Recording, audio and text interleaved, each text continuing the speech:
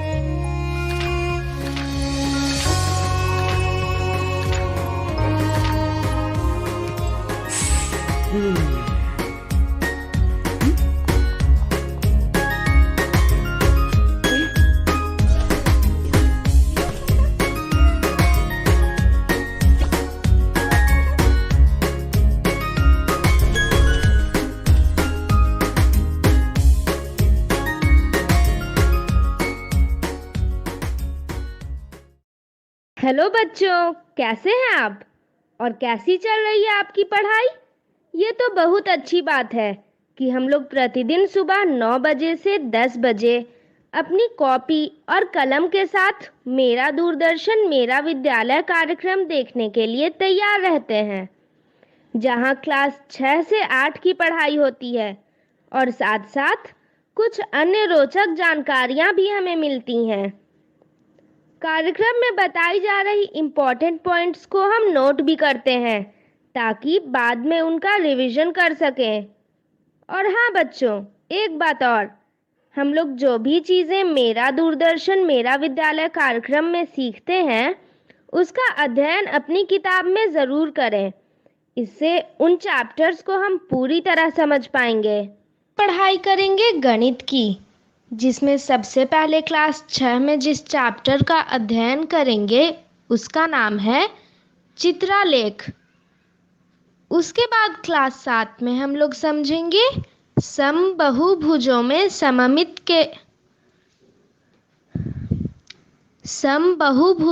सममिति के बारे में, और क्लास 8 में समझेंगे बहुभुज के क्षेत्रफल को। तो चलिए शुरू करते हैं आज की गणित की क्लास मेरा दूरदर्शन मेरा विद्यालय के साथ। आज हम सीखेंगे चित्रालेख के बारे में।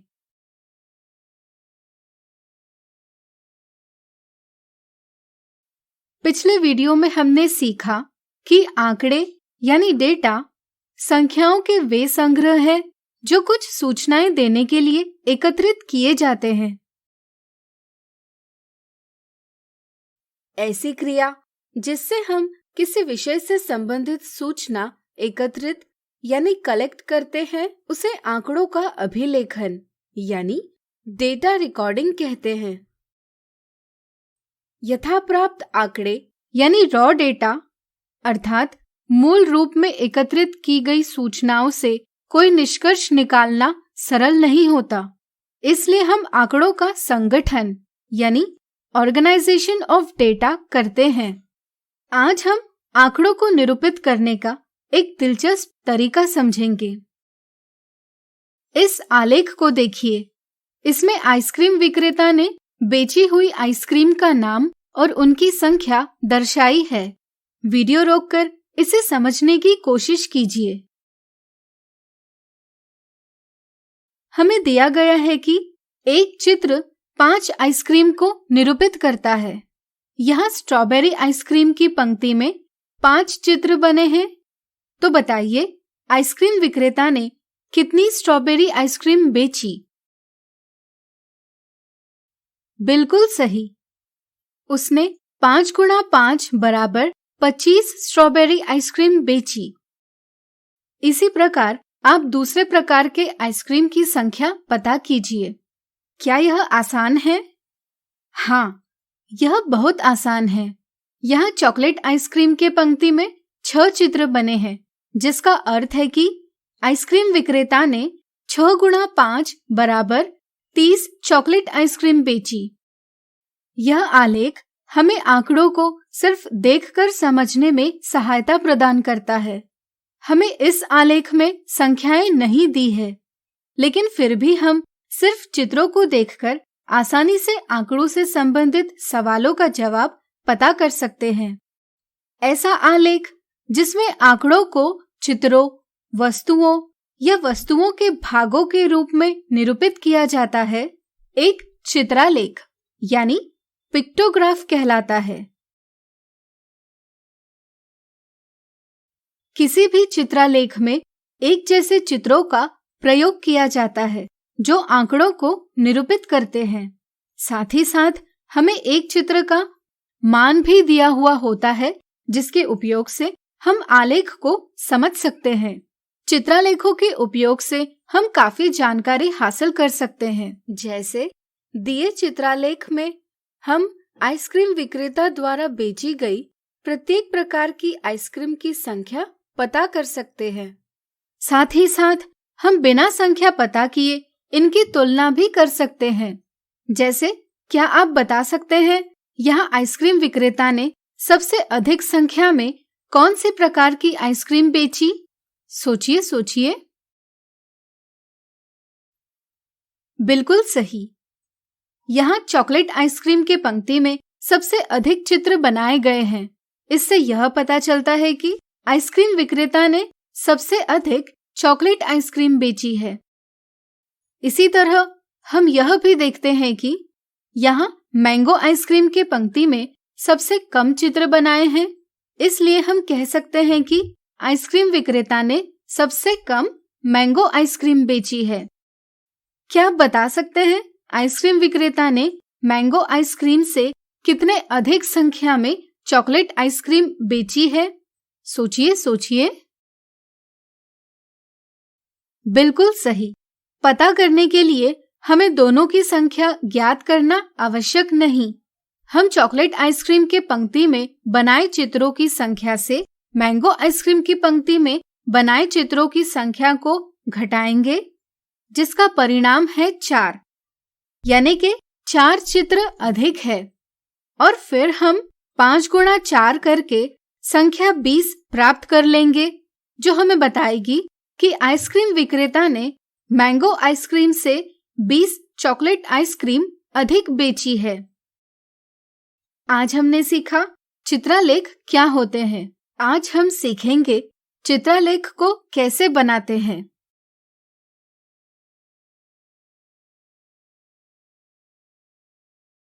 चलिए इसे एक उदाहरण से समझें। पिछले वीडियो में हमने सीखा ऐसा आलेख जिसमें आंकड़ों को चित्रों, वस्तुओं या वस्तुओं के भागों के रूप में निरूपित किया जाता है, एक चित्रालेख यानी पिक्टोग्राफ कहलाता है। चलिए आज समझें इन्हें बनाया कैसे जाता है। इसे हम एक उदाहरण से समझेंगे। किसी स्कूल में विद्यार्थियों की पसंद के आधार पर सबसे पसंदीदा खेलों की निम्नलिखित सारणी बनाई गई। चलिए इन आंकड़ों को चित्रलेख की सहायता से निरूपित करें। चित्रलेख बनाने के लिए हमारे पास आंकड़े यानी डेटा होना आवश्यक है। यहाँ हमें आंकड़े दिए हैं, लेकिन अगर न दिए हो तो हमें आवश्यक है कि पहले पसंदीदा खेल से संबंधित सूचना एकत्रित यानी कलेक्ट करें और इससे आंकड़ों का अभिलेखन यानी डेटा रिकॉर्डिंग करें। अब चूंकि हमें आंकड़े दिए गए हैं, इसलिए हम आगे बढ़ सकते हैं। चित्रलेख में आंकड़ों को निरूपित करने के लिए हमें किसी चित्र को लेना आवश्यक है। जैसे हम इस प्रकार का आसान चित्र ले सकते हैं। फिर हम इस चित्र का मान तय करते हैं।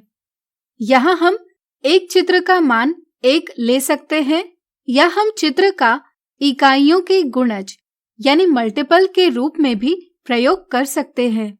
जैसे यहाँ हम एक चित्र का मान 3 ले सकते हैं। यदि हम एक चित्र का मान 3 लेते हैं तो हम इस प्रकार से 2 इस संख्या को और इस प्रकार 1 इस संख्या को निरूपित कर सकते हैं।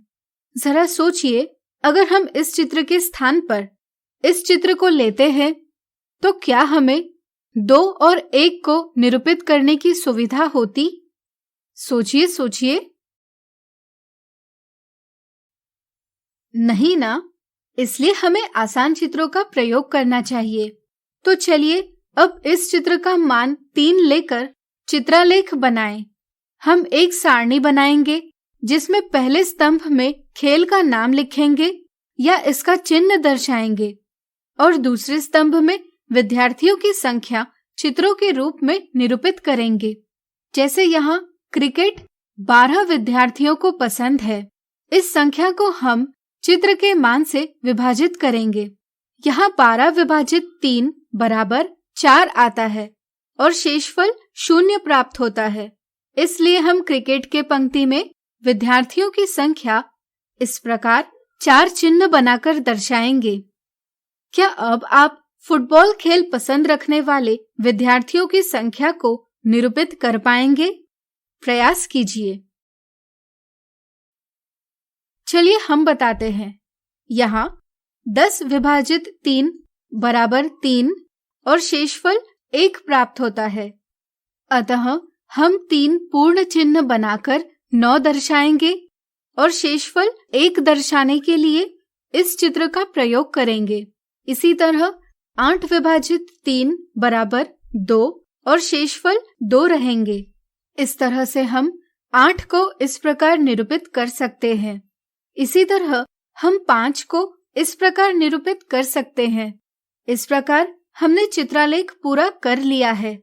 अब आप कोई भी चित्रलेख आसानी से बना पाएंगे। आज हमने सीखा चित्रलेख कैसे बनाया जाता है। आज हम देखेंगे चित्रलेख से संबंधित उदाहरण।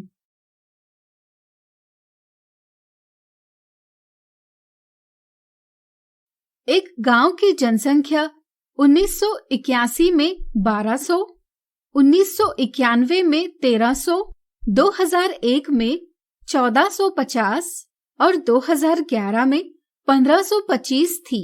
किसी एक संकेत का प्रयोग कर जो कि 100 लोगों को निरूपित करता है, दी गई जानकारी को एक चित्रलेख बनाकर निरूपित कीजिए। चलिए सबसे पहले हम दी गई जानकारी से एक चित्रलेख बनाते हैं।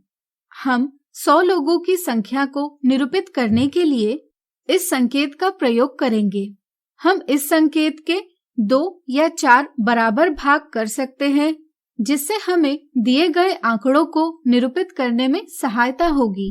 इस तरह से हम 100 को पूर्ण संकेत से निरूपित करेंगे। चूंकि 50 बराबर 100 का आधा होता है, इसलिए हम 50 को आधे संकेत से निरूपित करेंगे। इसी तरह हम 25 को 100 के 1/4 रूप में निरूपित करेंगे।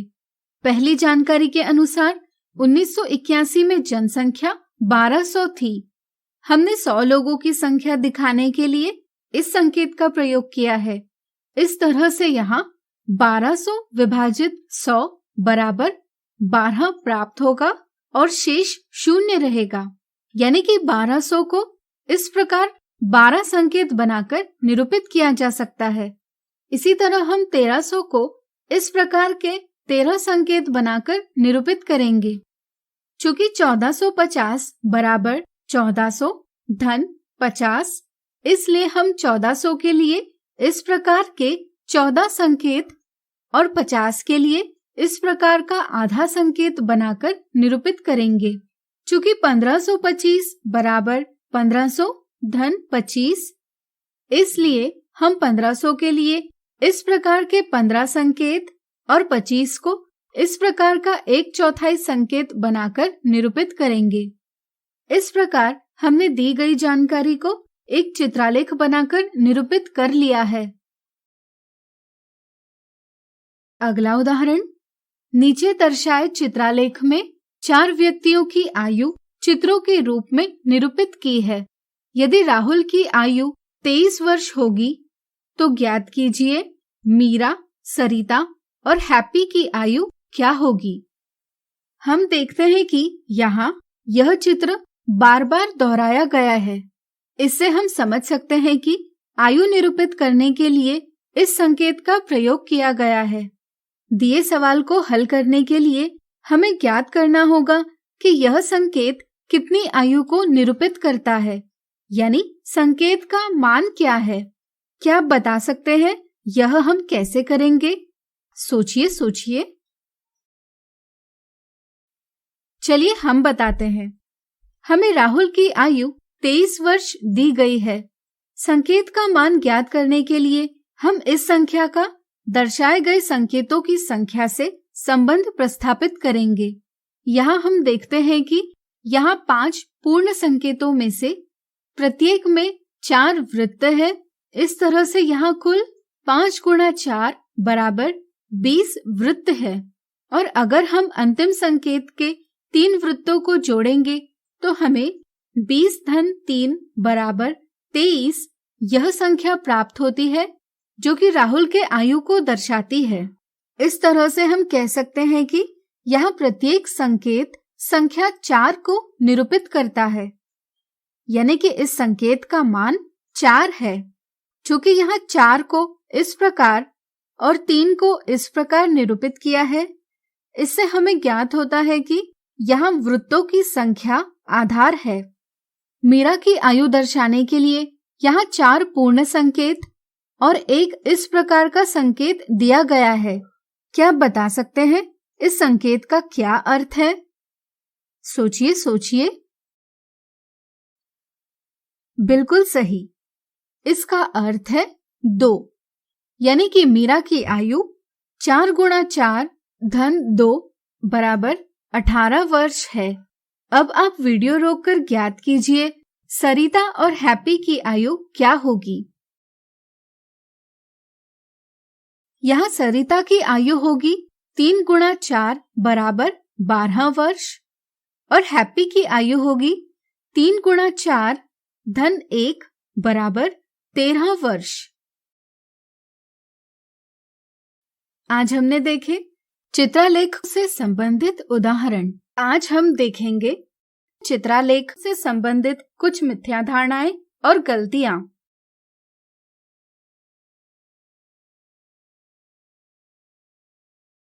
मिथ्या धारणा 1, निम्न चित्रालेख यानी पिक्टोग्राफ द्वारा एक कक्षा के छात्रों का पसंदीदा रंग की सूचना यानी इंफॉर्मेशन दर्शाई गई है। इस जानकारी के आधार पर निम्नलिखित प्रश्नों का उत्तर दीजिए। पहला सवाल, कितने छात्रों को लाल रंग पसंद है? कुछ बच्चे चित्रालेख में दिए गए संकेत यानी सिंबल के मान को नहीं देखते या इसे नजरअंदाज कर देते हैं। वे इसके महत्व को नहीं समझ पाते। लाल रंग कितने छात्रों का पसंदीदा है, यह जानने के लिए बच्चे लाल रंग की पंक्ति में दर्शाए संकेतों की गिनती करते हैं। यहाँ 5 संकेत दर्शाए हैं, इसलिए वे सोचते हैं कि 5 बच्चों को लाल रंग पसंद है, इसलिए वे इस प्रश्न का जवाब ऑप्शन 1 यह देते हैं, जो कि एक गलत जवाब है। इस चित्रालेख में हमें संकेत का मान दिया गया है 1 संकेत बराबर 4 छात्र, यानी कि जहाँ पर भी हमें एक O दिखाई देगा वहाँ पर हम उसे 4 छात्र मानकर चलेंगे। जैसे कि लाल रंग की पंक्ति में हमें यह संकेत 5 बार दिखाई देता है, इसलिए छात्रों की संख्या होगी 5 गुणा 1 संकेत का मान बराबर 5 गुणा 4 बराबर 20। इसलिए लाल रंग 20 छात्रों का पसंदीदा है, इसलिए ऑप्शन 2 यह सही जवाब है। दूसरा सवाल, कितने छात्रों को हरा रंग पसंद है? बच्चे चित्रालेख की हरे रंग की पंक्ति में इस आधे संकेत का अर्थ नहीं समझ पाते। कुछ बच्चे मुद्रित दोष यानी प्रिंटिंग मिस्टेक समझकर उसे नजरअंदाज कर देते हैं, जिससे वे सोचते हैं कि हरे रंग की पंक्ति में केवल एक ही पूर्ण संकेत है, इसलिए उन्हें परिणाम 4 प्राप्त होता है, जो कि गलत जवाब है। इसी तरह मुद्रित दोष समझकर कुछ बच्चे दर्शाए संकेतों को 2 पूर्ण संकेत मान लेते हैं और सोचते हैं कि हरा रंग पसंद करने वाले छात्र 4 धन 4 बराबर 8 है। अतः वे इस प्रश्न का जवाब ऑप्शन 3 देते हैं, लेकिन यह भी एक गलत जवाब है। इस चित्रालेख में हमें संकेत का मान दिया गया है 1 संकेत बराबर 4 छात्र, यानी कि संकेत के आधे भाग का मान होगा 4 विभाजित 2 बराबर 2 छात्र। हरे रंग की पंक्ति में एक पूर्ण संकेत है और दूसरा आधा, दोनों संकेत मिलकर कुल 4 छात्र जमा 2 छात्र बराबर 6 छात्रों को निरूपित करते हैं, इसलिए ऑप्शन 2 यह सही जवाब है। अब चलिए चित्रालेख खींचते समय की जाने वाली गलतियों को समझें। सवाल, पासे का एक खेल खेलते वक्त पासे का अंक कितनी बार प्राप्त हुआ, यह निम्नलिखित सारणी में दर्शाया गया है। यह जानकारी चित्रालेख द्वारा निरूपित कीजिए। दी गई जानकारी से एक बच्चे ने निम्न चित्रालेख बनाया। क्या इसमें कोई गलती है? वीडियो रोककर विचार कीजिए।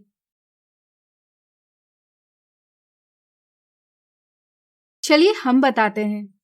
गलती 1, चित्रालेख बनाते समय कुछ बच्चे स्तंभों यानी कॉलम के शीर्ष लिखना भूल जाते हैं।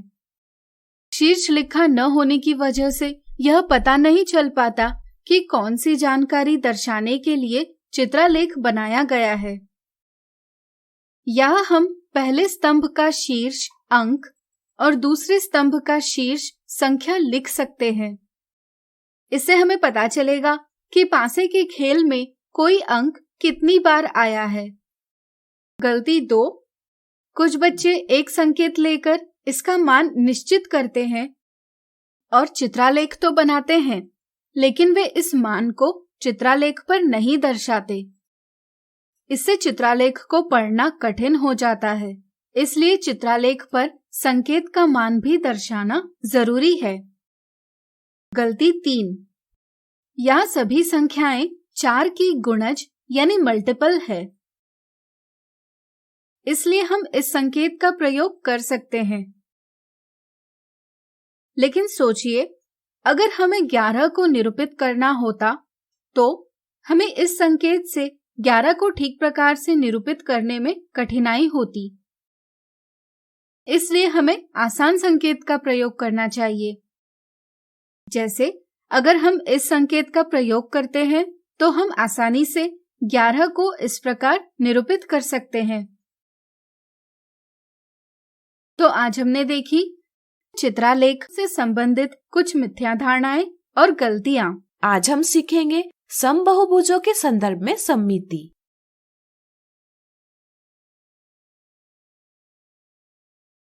क्या आपने आधे से कटा हुआ सेब ठीक से देखा है? यह इस प्रकार दिखाई देता है। क्या आप बता सकते हैं इसमें क्या विशेष बात है? सोचिए सोचिए। बिल्कुल सही। इसमें मध्य से जाती हुई एक ऊर्ध्वाधर रेखा खींचने पर हम देखते हैं कि इस रेखा के दोनों तरफ के भाग हूबहू एक दूसरे से मिलते हैं, जैसे कि वे एक दूसरे का दर्पण प्रतिबिंब हो। ऐसी आकृति एक सममित आकृति यानी सिमेट्रिक फिगर कहलाती है। चलिए सममिति यानी सिमेट्री को और अच्छे से समझे। सममिति यानी सिमेट्री आपके लिए नई बात नहीं है। अपने जीवन में आपने कई वस्तुओं को देखा होगा जो सममित यानी सिमेट्रिक है, जैसे फूल, कैरम बोर्ड, एक पत्ता, कैंची और कई सारे। अब आप इस बहुभुज को देखिए। अगर हम इसके मध्य से इस प्रकार एक रेखा खींचेंगे तो हमें इस बहुभुज के दो भाग प्राप्त होंगे, दायां भाग और बायां भाग। यहाँ बायां भाग हूबहू दाएं भाग के जैसा है, लेकिन वह पार्श्व रूप से उल्टा है।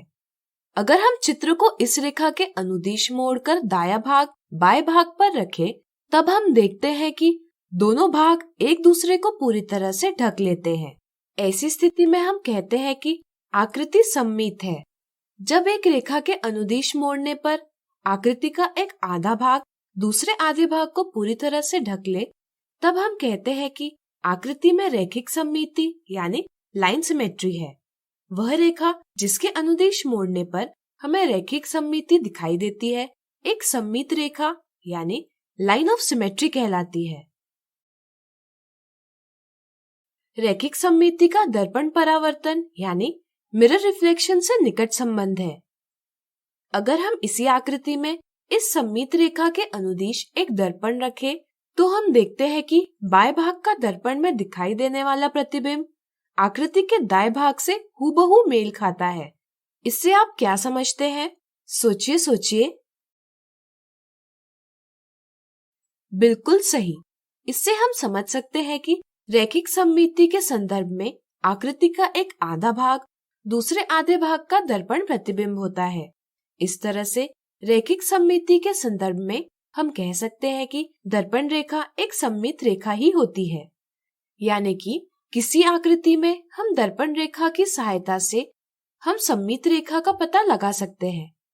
ध्यान रहे, दर्पण परावर्तन में आकृति के अभिमुखों यानी ओरिएंटेशंस में दाएं बाएं यानी लेफ्ट राइट परिवर्तन होता है, जिसे हम पार्श्व व्युत्क्रमण यानी लैटरल इन्वर्जन कहते हैं।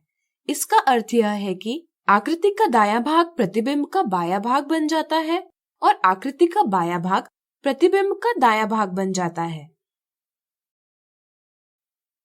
अब क्या आप बता सकते हैं कि इस आकृति में कौन सी रेखा सममित रेखा है? सोचिए सोचिए। बिल्कुल सही। अगर हम रेखा N को देखें, तो यह रेखा आकृति को दो ऐसे भागों में बांटती है कि आकृति का एक आधा भाग दूसरे आधे भाग का दर्पण प्रतिबिंब बन जाता है। इसलिए हम रेखा N को एक दर्पण रेखा मान सकते हैं।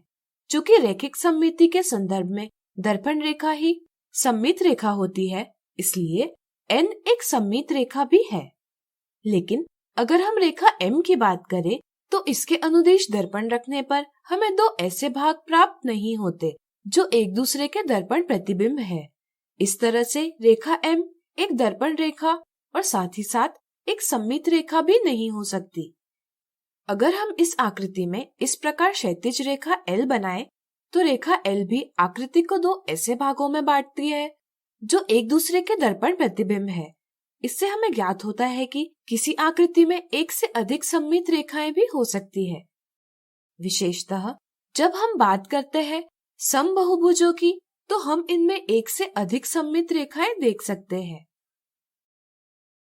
समबहुभुज एक ऐसा बहुभुज होता है जिसकी सभी भुजाओं की लंबाई बराबर होती है तथा सभी कोणों का माप बराबर होता है।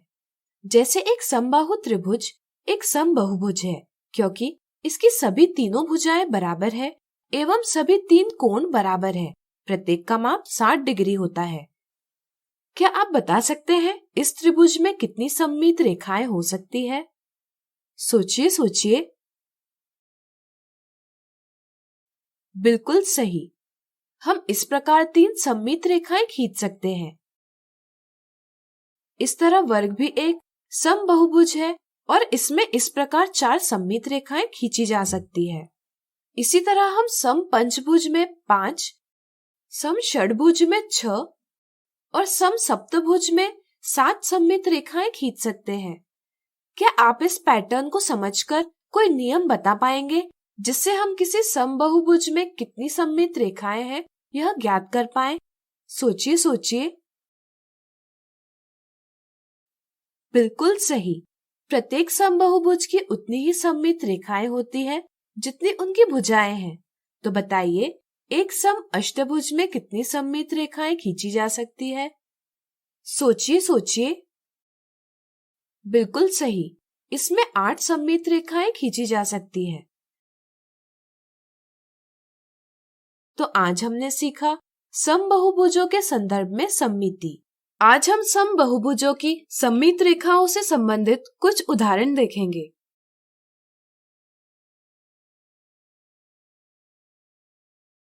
नीचे दर्शाई गई आकृतियों में कितनी सममित रेखाएं हैं? हम जानते हैं कि एक दर्पण रेखा आकृति को 2 ऐसे भागों में विभाजित करती है जो एक दूसरे से हूबहू मेल खाते हैं। ऐसे लगता है मानो वो एक दूसरे के दर्पण प्रतिबिंब है।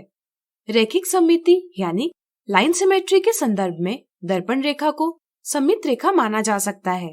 यानी कि हम कह सकते हैं कि सममित रेखा आकृति को 2 ऐसे भागों में विभाजित करती है जो एक दूसरे के दर्पण प्रतिबिंब हो।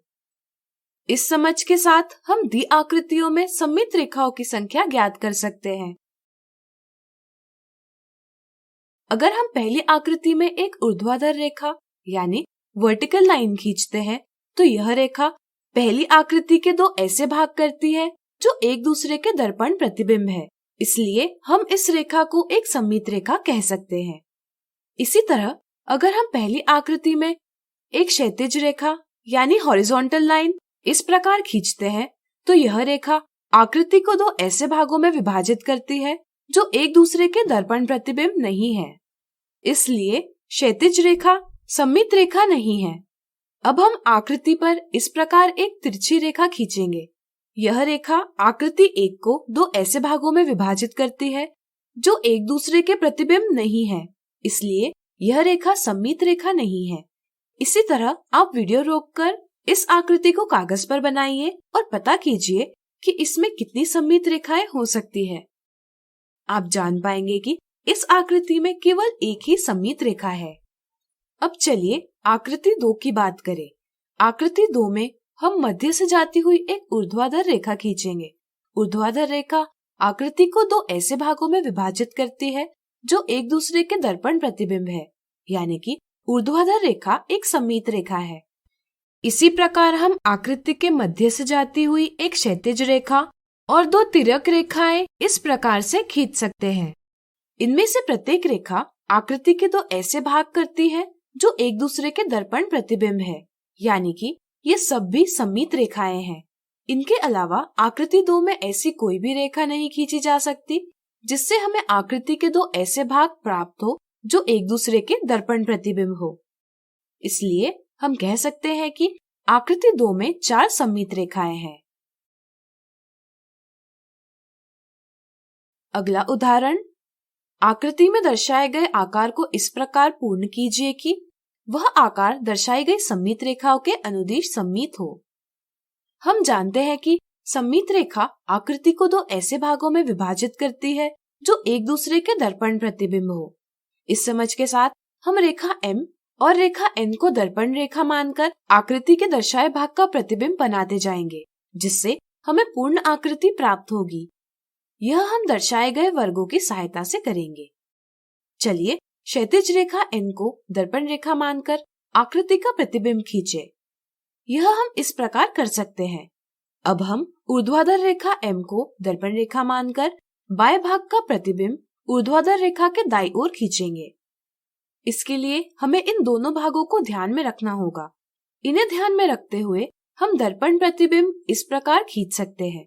इसी के साथ हमने आकृति को पूरा कर लिया है। यह आकृति ऊर्ध्वाधर एवं क्षैतिज दोनों रेखाओं के अनुदिश सममित है, जिससे यह सत्यापित होता है कि हमारा जवाब सही है। आज हमने समबाहुभुजों की सममित रेखाओं से संबंधित कुछ उदाहरण देखे। आज हम देखेंगे समबाहुभुजों की सममित रेखाओं से संबंधित कुछ साधारण गलतियां।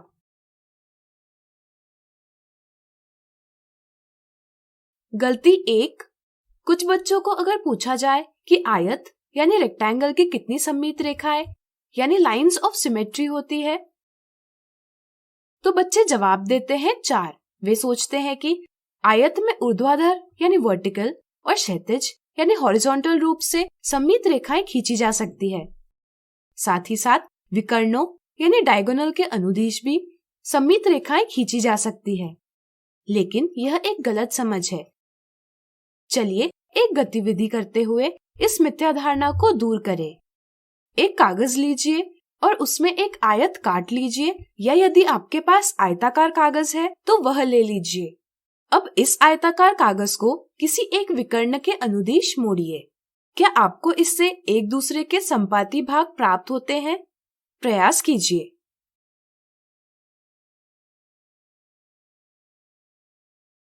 गतिविधि करने पर आप जान पाएंगे कि आयताकार कागज को किसी एक विकर्ण के अनुदिश मोड़ने पर आपको दो ऐसे भाग प्राप्त नहीं होते जो परस्पर संपाती हो, यानी कि एक दूसरे को पूरी तरह से ढक ले। इसलिए आयत में विकर्ण के अनुदिश खींची गई रेखा एक सममित रेखा नहीं होती। यह बात जरूर है कि आयत को चौड़ाई की ओर मध्य से मोड़ने पर अथवा लंबाई की ओर मध्य से मोड़ने पर प्राप्त मोड़ का निशान आयत को दो परस्पर संपाती भागों में बांटता है। इसलिए आयत में सिर्फ दो सममित रेखाएं हो सकती है, एक लंबाई की ओर मध्य से जाने वाली और एक चौड़ाई की ओर मध्य से जाने वाली। गलती 2, अगर बच्चों को पूछा जाए कि निम्नलिखित आकृतियों में कितनी सममित रेखाएं हैं, तो बच्चे देखते हैं कि यहाँ आकृति 1 और आकृति 2 दोनों में 4-4 भुजाएं हैं। इसलिए वे सिर्फ भुजाओं के आधार पर बताते हैं कि दोनों आकृतियों में 4-4 सममित रेखाएं हैं, लेकिन यह एक गलत समझ है। अगर आकृति समबाहुभुज यानी रेगुलर पॉलीगॉन हो, केवल उसी स्थिति में सममित रेखाओं की संख्या भुजाओं की संख्या के बराबर होती है, अन्यथा नहीं। अगर हम देखें तो यहाँ पहली आकृति में एक वर्ग दर्शाया गया है जो कि एक समबाहुभुज है, इसलिए हम कह सकते हैं कि वर्ग यानी स्क्वायर की 4 भुजाएं हैं, इसलिए इसमें 4 सममित रेखाएं खींची जा सकती है। अगर हम दूसरी आकृति की बात करें तो इसमें एक समलंब यानी ट्रेपेजियम दर्शाया गया है, जो एक समबाहुभुज नहीं है। इसलिए आकृति 2 में सममित रेखाओं की संख्या भुजाओं के आधार पर ज्ञात करना गलत है। इस आकृति में सिर्फ एक सममित रेखा खींची जा सकती है, जो इस प्रकार है। गलती 3, कुछ बच्चे किसी आकृति में सममित रेखाएं तो सही प्रकार से खींचते हैं, लेकिन जब वे इनकी गिनती करते हैं तो गलती से प्रत्येक रेखा को 2 बार गिनते हैं। जैसे यहाँ उन्हें सममित रेखाओं की संख्या 12 प्राप्त होती है, जबकि वास्तविक रूप में सममित रेखाएं 6 है। इस तरह से उन्हें सममित रेखाओं की संख्या वास्तविक संख्या से 2 गुना प्राप्त होती है। इसी तरह कुछ बच्चे जिस रेखा से गिनती करना शुरू करते हैं, अनजाने में समाप्त भी उसी रेखा पर करते हैं। इस तरह से वे एक रेखा की गिनती 2 बार करते हैं। इससे वे सोचते हैं कि दी आकृति में सममित रेखाओं की संख्या 7 है, लेकिन यह भी एक गलत समझ है। सही गिनती करने के लिए हमें यह ध्यान रखना चाहिए कि हमें कौन सी रेखा से कौन सी रेखा तक गिनती करनी है, इससे गिनती सही प्राप्त होगी। तो आज हमने देखी समबाहुभुजों की सममित रेखाओं से संबंधित कुछ साधारण गलतियां।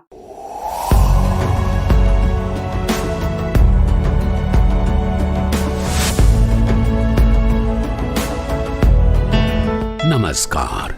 आप शिक्षकों द्वारा दी गई अच्छी शिक्षा से आज लाखों विद्यार्थी इनोवेशन कर रहे हैं। उन सभी को इंस्पायर अवार्ड्स मानक में हिस्सा लेने प्रोत्साहित कीजिए।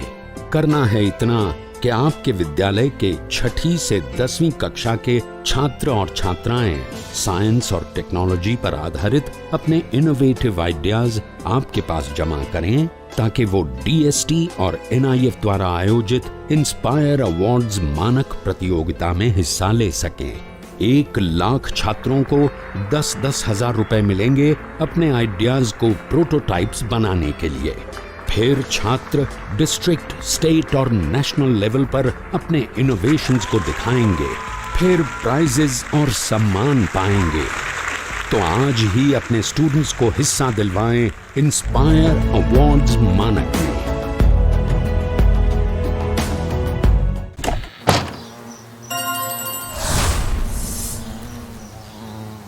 अरे क्या पढ़ रहा है रोहन? बहुत ज़बरदस्त तैयारी है। ये एक्चुअली मैं वो आज की हमारी जो रोमांचक कहानी है, थोड़ा सा बस उसका हल्का सा पढ़ रहा था मैं। सॉरी, गलत बात है यार, हमें सबके साथ पढ़नी है किताब। हाँ एक्चुअली सबके साथ तो पढ़नी है। सॉरी, मुझे ना थोड़ी सी पढ़ने का मन कर गया। मैं जानना चाह रहा था कि आज हम कौन सी कहानी बताने वाले हैं। मेरे से बिल्कुल वेट नहीं हो रहा था। सॉरी आपसे भी और सॉरी आपसे भी। कोई नहीं।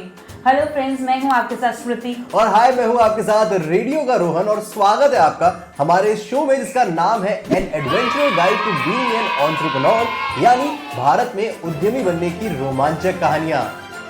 और जैसा रोहन ने आपको ऊपर बताया कि हमारे शो में हम कुछ मजेदार और रोमांचक रियल लाइफ कहानियां आपके लिए लेकर आते हैं। तो रोहन, कौन सी कहानी है वो जो तू अकेले अकेले पढ़ रहा था? देखो अभी भी टॉन्ट मार रही है। हालांकि वो जो कहानी जो मैं अकेले अकेले पढ़ रहा था, उसका नाम है प्रकाश का ग्रामीण शौचालय क्रांति उद्यम, यानी प्रकाश रूरल टॉयलेट रेवोल्यूशन एंटरप्राइज। और इस कहानी में हम देखेंगे कैसे टॉयलेट की समस्या सुलझाते सुलझाते प्रकाश हीरो बन गया।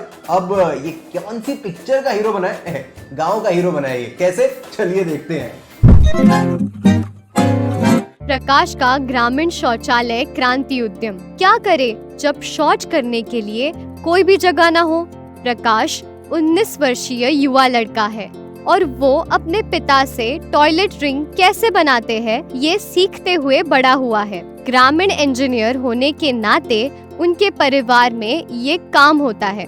फिर भी किसी ने सोचा भी नहीं था कि प्रकाश के गांव में शौचालय कितना महत्वपूर्ण है, जबकि उन्होंने वो बनाए और कुछ बेच भी दिए। फिर भी व्यापार बिल्कुल कम था। वहाँ से कुछ दूरी पर 3 लड़कियाँ एक समस्या को हल करने की कोशिश कर रही थी। समस्या ये थी कि जब शौचालय न हो तो शौच के लिए कहाँ जाए। ठीक है, अमीना ने बताया। एक शौचालय है, लेकिन वो अन्य चीजों से भरा हुआ है और उसमें पानी नहीं है। सही कहा, पंकजा ने कंधे उचकाते हुए कहा। इसलिए वास्तव में कोई शौचालय नहीं है। ये लड़कियां 9वीं कक्षा में पढ़ती थी और वे खुद का समाचार पत्र चलाती थी। उन्होंने फैसला किया कि इस हफ्ते की मुख्य सुर्खियां होंगी कि स्कूल में शौचालय ना होने के कारण लड़कियां स्कूल छोड़ रही है। शाजिया ने अपनी आंखें घुमाते हुए असंतोष में पूछा, क्या हम वास्तव में सिर्फ इस पर रिपोर्ट करेंगे या हम वास्तव में इसके बारे में कुछ करने वाले हैं? अमीना ने चुनौती स्वीकार कर ली और वो खेतों में चलने लगी। बाकी लड़कियों को कुछ समझ में नहीं आया और वो उसके पीछे चली गई। हम कहाँ जा रहे हैं? पंकजा ने अपनी आवाज ऊंची करते हुए पूछा। किताब में छपा हुआ लड़का खोजने के लिए, अमीना ने झट से जवाब दिया। कौन सी किताब? शाजिया ने हाफते हुए पूछा। अमीना ने अपनी नोटबुक के नीचे से कहानी निकाली और शाजिया को दी। शाजिया प्रभावित हुई। दरअसल उन्हें अगले हफ्ते तक उस किताब को नहीं पढ़ना था। हम उसे कैसे ढूंढेंगे? अमीना चलते चलते यहाँ वहाँ देख रही थी। वो बोली, शौचालयों की कतार की दिशा में चलते हैं। वो सही थी। कतार में बने शौचालयों के अंत में उन्हें प्रकाश मिला। आज पता नहीं किस वजह से वो एक गुलाबी रिंग पेंट कर रहा था। हमारे लिए? पंकजा ने हाफते हुए पूछा। प्रकाश एक शर्मीला उद्यमी था। वो बस मुस्कुरा रहा था। शायद आप अंदाजा लगा सकते हैं कि आगे क्या हुआ होगा। यदि आप अंदाजा नहीं लगा सकते तो हम आपको बता देते हैं कि लड़कियों ने प्रकाश का तब तक इंटरव्यू किया जब तक कि उनके घर जाने का समय नहीं हुआ। शौचालय के हर हिस्से के लिए कितना खर्चा होता है, उन्हें कितनी जगह चाहिए, कितना समय लगेगा और क्या वो खुद उनके स्कूल में शौचालय का एक ब्लॉक स्थापित करने आएगा। उन्होंने इसके बारे में एक कहानी लिखी, जैसा उन्होंने वादा किया था। उसे एक रोमांचक शीर्षक दिया। उनके स्कूल का समाचार पत्र सिर्फ स्कूल में ही नहीं बल्कि पूरे गांव में भी बिका। लड़कियों को शौचालय मिल गया। स्कूल छोड़कर गई लड़कियां वापस आ गई। शर्मिला प्रकाश, उसकी फोटो पहले पन्ने पर छपने के बाद वो हीरो बन गया था। उसके पास अगले साल के लिए ढेरों शौचालय के ऑर्डर थे। तो देखा आपने कि अगले सप्ताह पढ़ी जाने वाली एक छोटी सी कहानी अगर आप अभी पढ़ते हैं तो क्या होता है। प्रकाश रेवोल्यूशन एंटरप्राइज, प्रकाश का ग्रामीण उद्यम का अभ्यास आप 4-4 के ग्रुप में करेंगे। आपके पास समाधान है और आप शोध भी कर चुके हैं। गांव का उद्यमी और शहर का उद्यमी होने में बहुत फर्क होता है।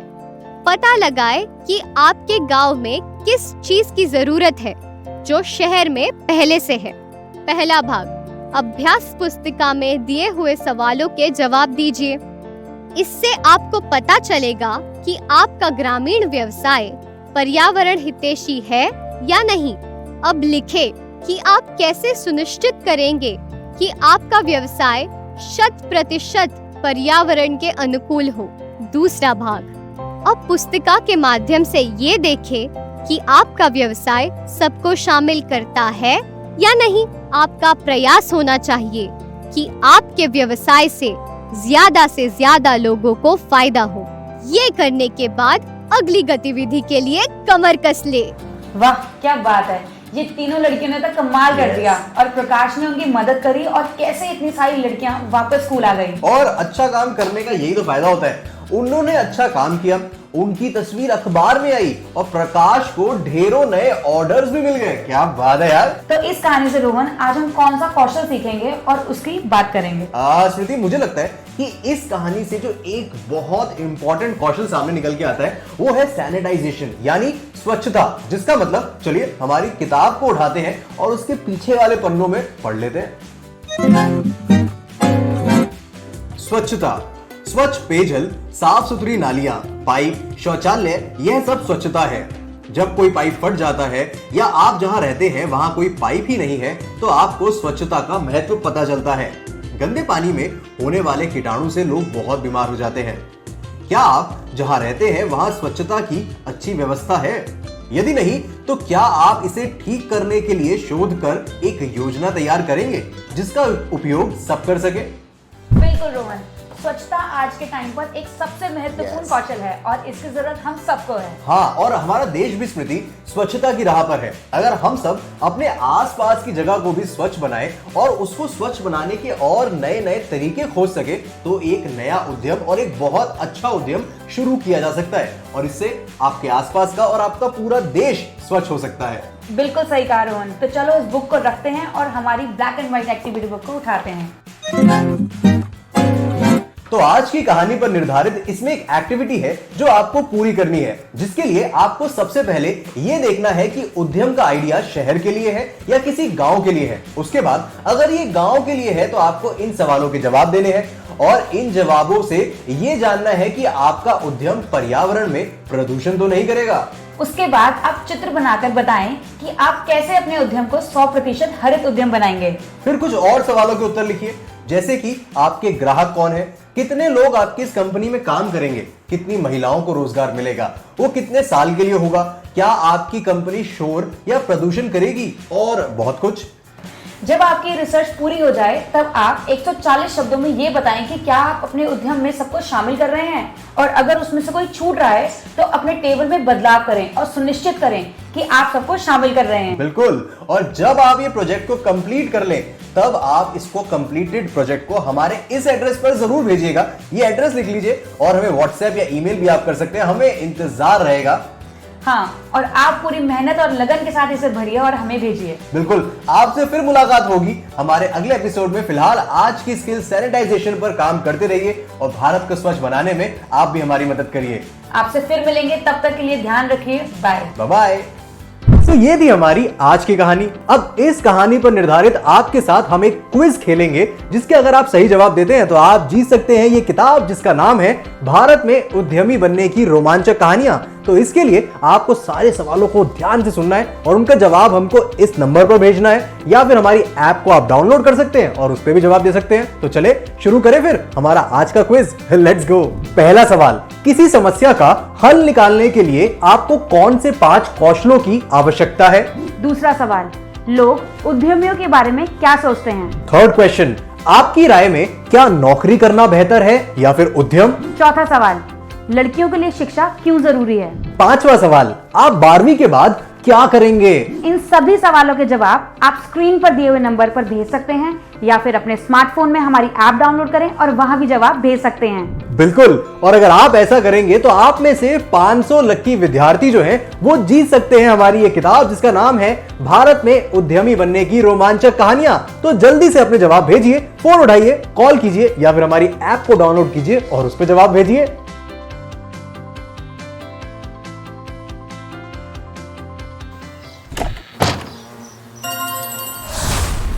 तो आशा करती हूँ बच्चों आज के एपिसोड में आपने जरूर कुछ नया सीखा होगा। तो घर पर रहें, पढ़ते रहें, बढ़ते रहें। मिलते हैं अगले एपिसोड में। बाय बाय बच्चों।